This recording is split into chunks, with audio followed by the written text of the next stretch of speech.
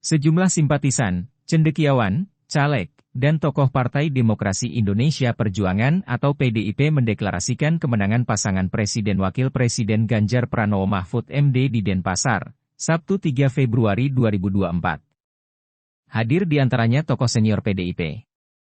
Anak Agung Ngurah Okaratmadi alias Cok Erat, Profesor Iwayan Wita, Caleg DPR RI Dapil Bali Dr. I Gusti Diahwerdi Srikandi Wedastera, pengacara Gede Indria, seniman sekaligus pengusaha Adi Wijayagiri. Dalam kesempatan itu Cok Erat mengungkapkan bahwa generasi milenial dan Gen Z sekarang mesti jeli memilih pemimpin bangsa. Dengan demikian bangsa Indonesia menjadi besar dan jaya. Sedangkan Prof. Wita mengungkapkan ada 3 alasan kenapa dia memilih Ganjar Mahfud menjadi presiden periode 2024 hingga 2029. Pertama, pasangan ini dinilai sangat mendukung di bidang pendidikan, hukum dan lainnya.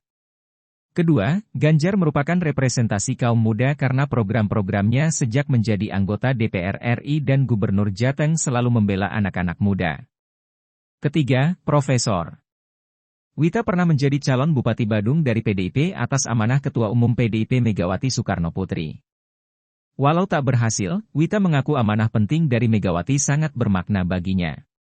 Caleg DPR RI Dapil Bali Dr. I Gusti Diahwerdi Srikandi Wedastera menambahkan dukungan untuk Ganjar Mahfud belakangan ini di Bali terus meningkat. Karenanya dia yakin Ganjar Mahfud pasti menang di Bali dengan target 95%. Dia berharap Ganjar Mahfud merealisasikan 3 janjinya yakni setia pada Tuhan, taat pada hukum dan setia pada rakyat.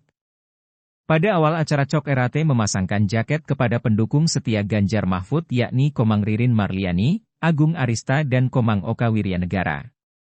Acara berlangsung hikmat karena diisi dengan pekik kemenangan Ganjar Mahfud serta tekad bulat memenangkan kedua pasangan tersebut.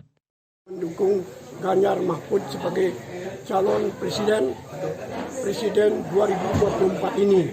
Pertama, saya melihat dari program kerja dan kinerja dan yang sangat mendukung, terutama sekali di bidang pendidikan dan yang lain-lain yang sangat menukik, dan di sana kita harus menertibkan hukum.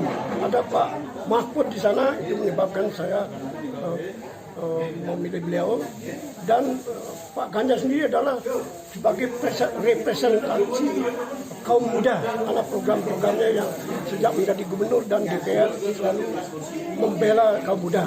Yang kedua adalah saya ada sejarah tersendiri, pernah mendapat amanah untuk menjadi calon bupati meskipun dari Ibu Mega, tapi meskipun tidak berhasil, tapi saya adalah berhutang budi karena sudah mendapat amanah yang belum bisa saya laksanakan.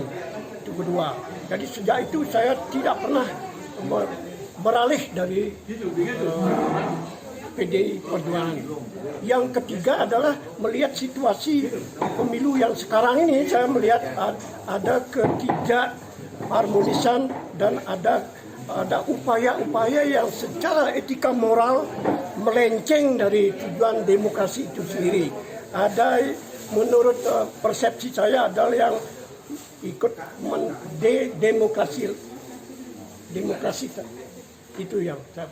Oleh karena itu saya berharap supaya Ganjar Mahfud bisa menjadi Presiden Republik Indonesia 2024-2029. Pengangkatan Singilan luar biasa salahnya itu. Kampanye nggak sing dadi kampanye sampai tapi minta izin dulu lah. Ada aturan yang minta izin dulu lah. Sekarang enggak. Apakah Anda senang demikian?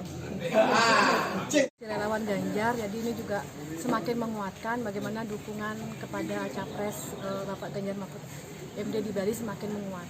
Jadi kami yakin Ganjar Mahfud MD akan bisa menang, khususnya di Bali. Targetnya berapa? Target kami kalau dari partai kami di target 95% untuk Bali. Jadi mudah-mudahan ini juga bisa tercapai target, karena sekarang dengan beberapa manuver-manuver yang dilakukan oleh lawan, banyak yang sekarang merapat ke Bapak Ganjar dan Mahfud MD. Ini seleksi alam lah. Napi yang diharapkan dari kepemimpinan Pak Ganjar dan Pak Mahfud. Tentunya kita melihat dari background beliau sudah berpengalaman. Jadi dengan 3 janji beliau itu, 3 jari itu kan setia pada Tuhan, taat pada hukum, dan setia pada rakyat. Jadi 3 janji itu yang memang harus benar-benar beliau implementasikan. Dan dari pengalaman pun beliau kan sudah pengalaman di legislatif dan juga di birokrasi. Jadi sudah matang sekali beliau untuk memimpin negara. Suyatnyana melaporkan untuk Denpost Channel.